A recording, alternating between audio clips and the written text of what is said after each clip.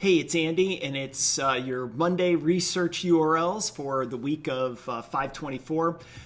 Lots of stuff going on this week early. It won't be very much fun towards the end of the week because we've got Memorial Day weekend coming up, so it will be quiet. So I expect kind of choppy trading and choppy economic news.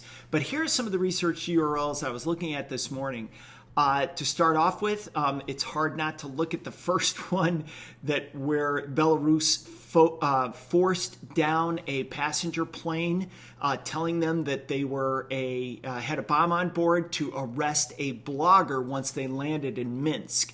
This is being called an act of international terrorism. It's just fascinating to see it. And the thing where it's fascinating is whether or not other countries adopt this practice.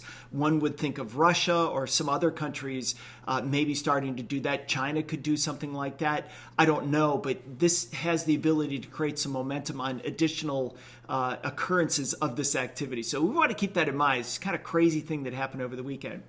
Also, just really quickly, I was looking at a fact check from AP on some of the Republican claims that they, in the Senate, where they were pushing back on that January 6th commission. I think we all would like to see a commission done on what happened in January 6th because of the events were just terrible. But I also think you have to have some balance to this. Republicans are right that this commission would bleed into the election year.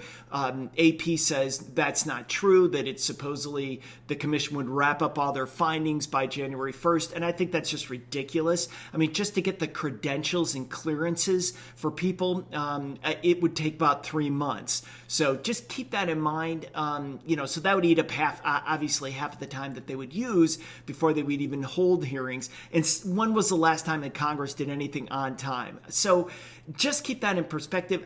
It's not like I'm pushing an agenda here, but I just, balance in the media is just hard to come by unless you have the context to understand what's being said. And so AP's fact check is just completely wrong. They don't understand how Congress works. So just a little fun fact there. All right, now, I also look at Political Playbook a lot to start the week because they cover a lot of really good things. They kind of tell you what Congress is up to this week.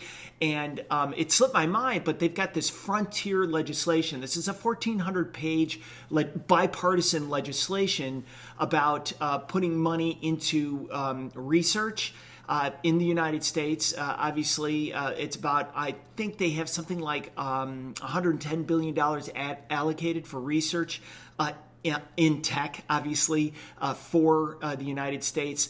So it's something we want to see get done. Let's see if they can come together in a bipartisan way. They should have a vote on it this week. It's Majority Leader's Schumer's big push to get this done. It's his baby, so I know he wants to get it done, and I know the country needs to get it done. So let's see what happens there, but it's a good read.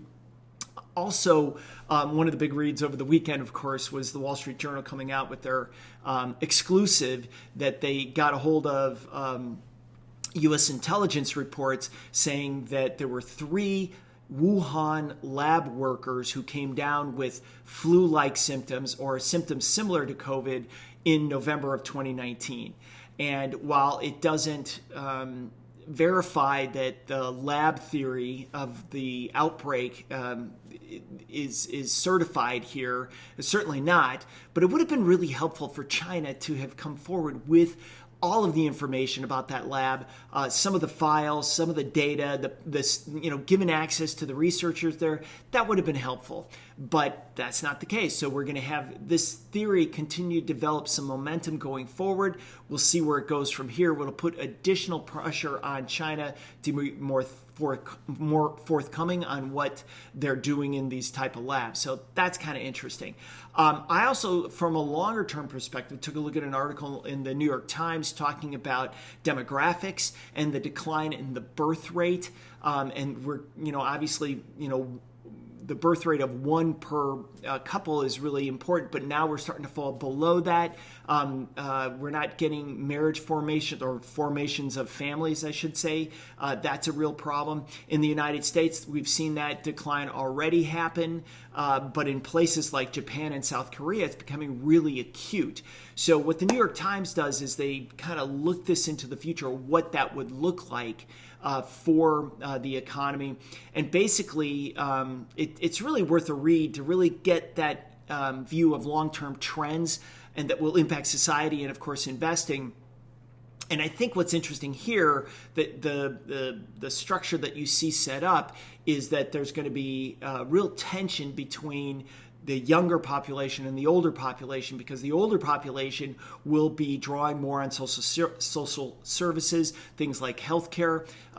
Their voters, they turn out and vote very strongly. Younger voters don't.